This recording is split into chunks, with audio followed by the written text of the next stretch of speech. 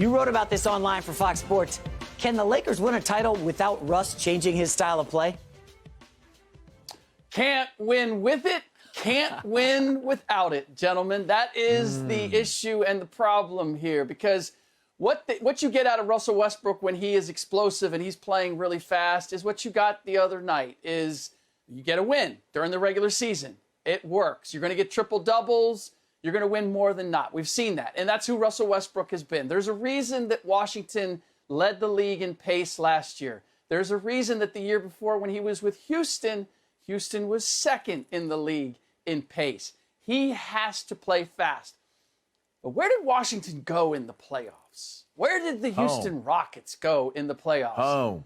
Not where the Lakers want to go. And that's the thing that has always puzzled everybody in the league about why the Lakers made this move.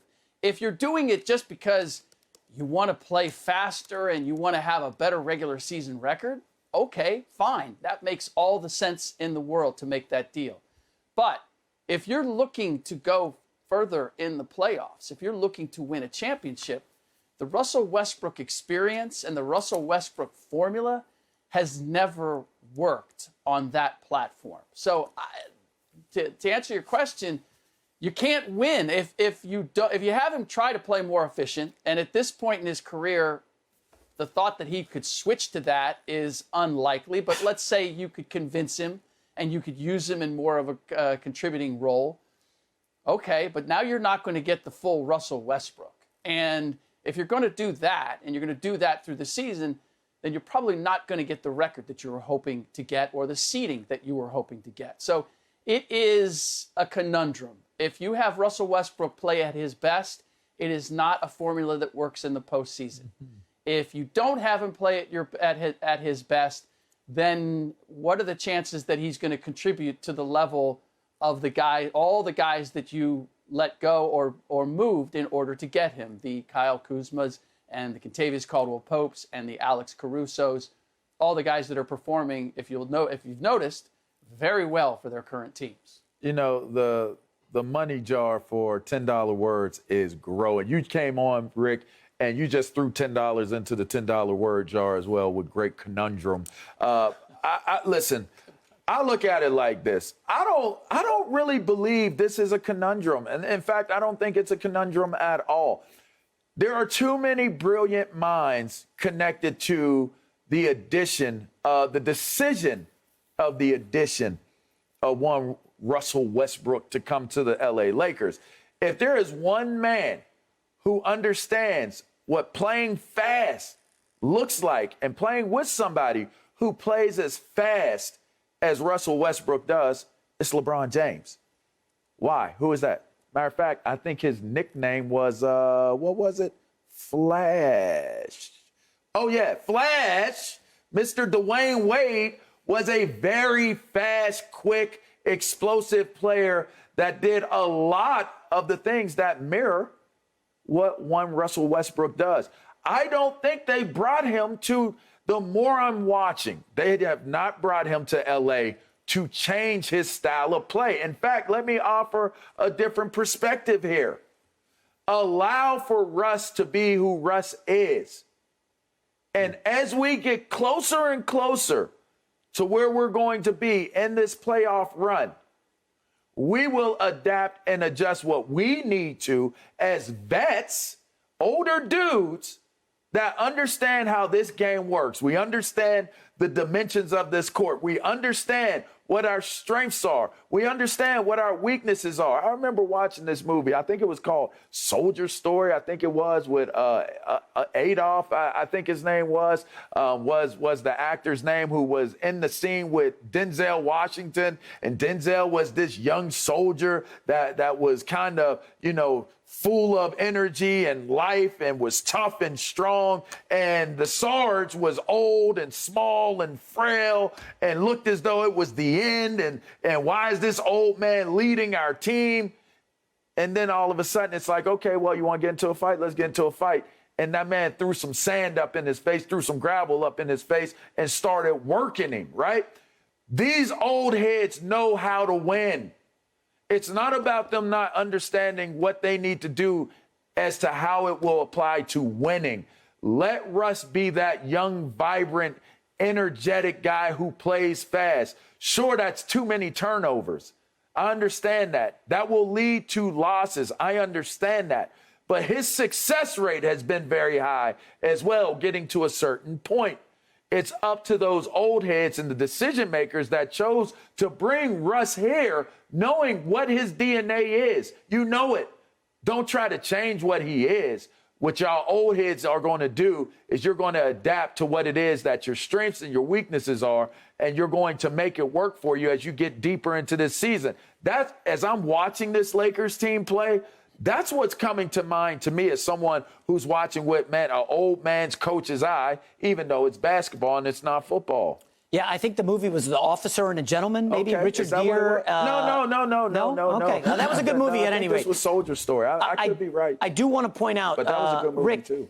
It wasn't a Russell Westbrook game Tuesday. To be clear, it was a Malik Monk game. He had 27 points. He's the reason they won. Okay, Russell Westbrook this is why they brought him in. LeBron goes down because he's 36. He was like 29 when he played with Wade.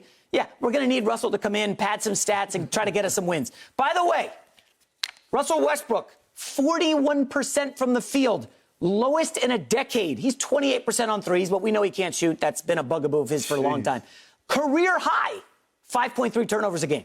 That's not sustainable. Where we get the Lakers very interesting is when LeBron comes back and they slow it down because, as I said, he's 36. When they get Kendrick Nunn, he's going to be pivotal, Rick. You can laugh if you want. He's going to be instrumental. I guarantee you he's on the floor late over Russell Westbrook because he can shoot and he can space the floor.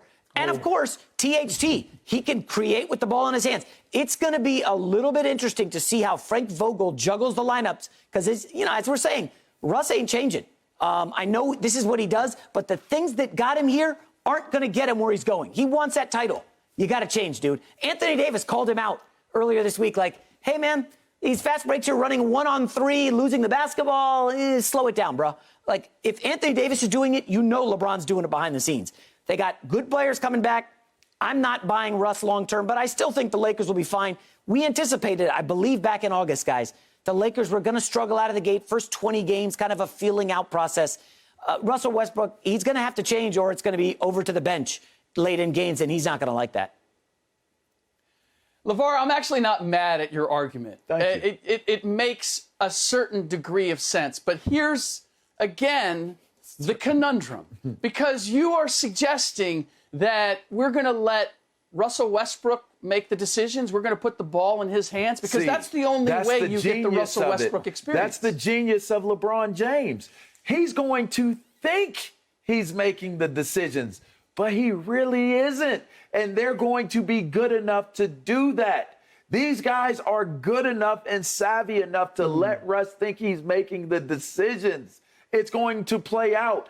Calibrate during the regular season. Calibrate letting him believe he's making the decisions. And when it gets to go time, LeBron is making the decisions. Believe that. Other than giving him the clipboard and allowing him to draw up the plays, I'm sorry to out you, you have to give him the ball. That's true. You have to give Russ the ball. That's true. For Russ to be Russ. He's not going to make great decisions. He's not going to be the guy out there doing what LeBron does, which is organizing everybody. And here's the other part. LeBron James can't be that without the ball in his hands. Like, for him to be the decision maker, he has to have the ball and he has to be directing traffic. That means that Russ is off the ball. And Russ, as a standstill shooter or as a floor spacer, does not work. And all of that suggests, to J-Mac's point, is that you're going to play slower with LeBron in order for him to organize everything. Again, Russ is not at his best in that scenario. And just miss me on this idea that we've got 2 quality wins from the Lakers without LeBron James because they won in overtime. Yes, they were quality opponents. They weren't quality wins in terms of the way they played. You got the full Russell Westbrook experience in the game against the Heat. Matched up against P.J. Tucker. P.J. Tucker, R.I.P., once upon a time was a really good defender. Russ went 5 for 10, scored 10 points in the fourth quarter. Yes, did the typical, I'm gonna run out the clock and shoot a 3 that I have no hope of making, and now we got to go to overtime. But then you go to overtime, and Russ is scoreless and has 2 turnovers, 2 egregious turnovers. That's what happens. And that was the winning time. And Russ was not part of that. So this idea that you can get, like, you can milk Russ to a certain point and then you're going to allow, and this is the funniest part, J-Mac, you're nuts. The idea that Russ Westbrook is going to voluntarily sit on the bench. Frank Vogel's going to say, Russ, we're about to win this game, so you go sit over there, and I'm going to play Kendrick Nunn, and you don't think you're going to have problems in the locker room? No. You have to be kidding me. That is, again, the problem with this team. If Frank Vogel could mix and match and do whatever he needs to, he might have a chance. But he has to play Carmelo Anthony. He has to play Russ Westbrook. He's going to have a hard enough time not playing Rajon Rondo when it matters. So that is the difficulty with this team is, yes, you have stars. You have proud veteran stars. They also have demands and expectations that their abilities can't necessarily carry at this point. Fall in line or be gone. That both Frank Vogel and LeBron James have. But those things so you got, so they're gone. What are you going to get in return? Those things exist. I'll take anything over Russell Westbrook. I think those things exist with what you just said, and that summing it up exists with most teams in the NBA. They're all going to have to figure out certain things that they have to overcome that are challenges for them to become the champion. I think that with Russ, they give themselves an added dimension that they did not have since LeBron has been with the Lakers. And to figure that out, instead of looking at it as an Achilles heel, because we're almost talking as if Russ is the weak link to this team. And I don't look at him as the weak link to this team. I look at Russ, I'm going to stay steadfast with my thought on it. I look at Russ as a positive contributor to this team that does play at a different speed.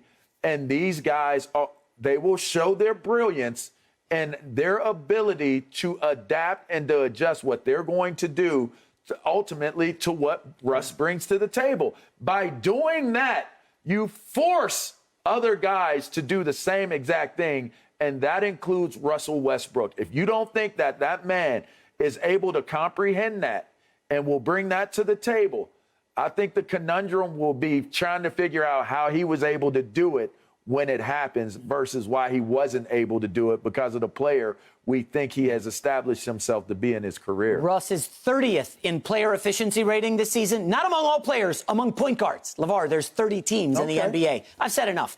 Thank you for watching. You can subscribe here to get the latest from the show, and be sure to check out more of the best clips from Undisputed, or go watch a few other segments from our other shows on FS1.